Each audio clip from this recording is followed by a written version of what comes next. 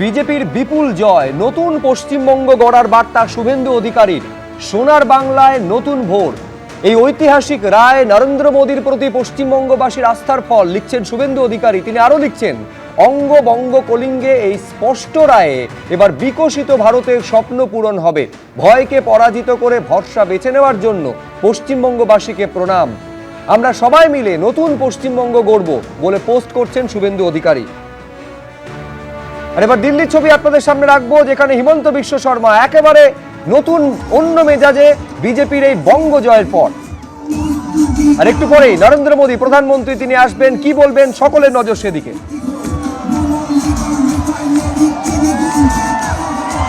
আর এরই মধ্যে তৈরি হয়েছে ফাইল লোপাটের আশঙ্কা, এবং সেই আশঙ্কায় কড়া নির্দেশ দিয়েছেন মুখ্য সচিব, যেখানে বলা হয়েছে অফিস থেকে যেন কেউ ফাইল চুরি না করতে পারে, যেন কেউ কোনো ফাইল পোড়াতে না পারে, কেউ সরকারি ফাইলের কপি যাতে করতে না পারে।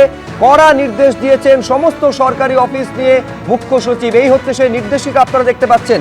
আমি আরো বিস্তারিত এই নিয়ে জানবো, সরাসরি অনির্বাণ বিশ্বাস আমাদের প্রতিনিধি রয়েছেন। ঠিক কোন আশঙ্কার জায়গা থেকে এই নির্দেশ, এটাও দর্শকদের জানাও অনির্বাণ, কি রয়েছে এই নির্দেশিকায়?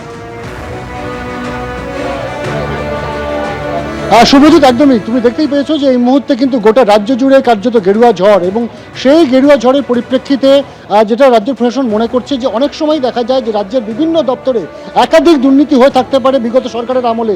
স্বাভাবিকভাবে সেই দুর্নীতির কাগজ বা ফাইল সেগুলো যাতে লোপাট করা না হয় বা সেগুলো পুড়িয়ে ফেলা যাতে না হয়, সেটা সুনিশ্চিত করতেই কিন্তু মুখ্য সচিব দুষ্যন্ত নারিয়ালের তরফ থেকে কিন্তু এই যে নোটিফিকেশন সেই জারি করা হয়েছে, সেই নোটিফিকেশন জারি করা হয়েছে মূলত বিভাগীয় প্রধান এবং বিভাগীয় সচিবদের উদ্দেশ্যে। এবং সেখানে পরিষ্কার বলা হচ্ছে যে শুধুমাত্র যে এই তথ্য বা ফাইল সেগুলো বাইরে নিয়ে তো যাওয়া যাবেই না, একই সঙ্গে সেগুলো যাতে ক্ষতিগ্রস্ত বা পুড়িয়ে ফেলা না হয় সেটাও সুনিশ্চিত করতে হবে।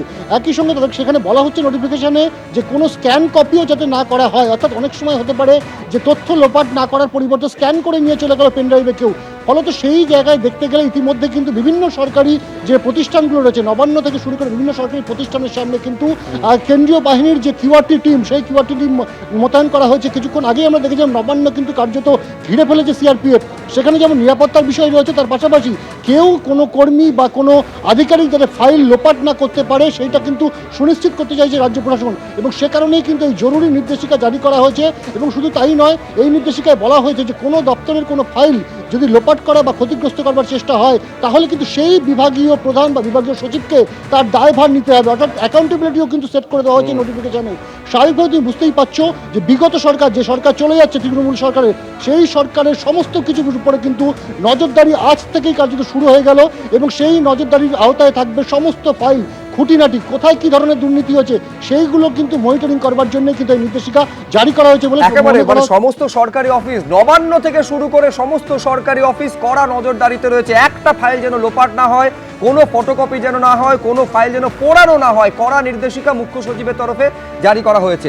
এবিপি আনন্দ, এগিয়ে থাকে, এগিয়ে রাখে।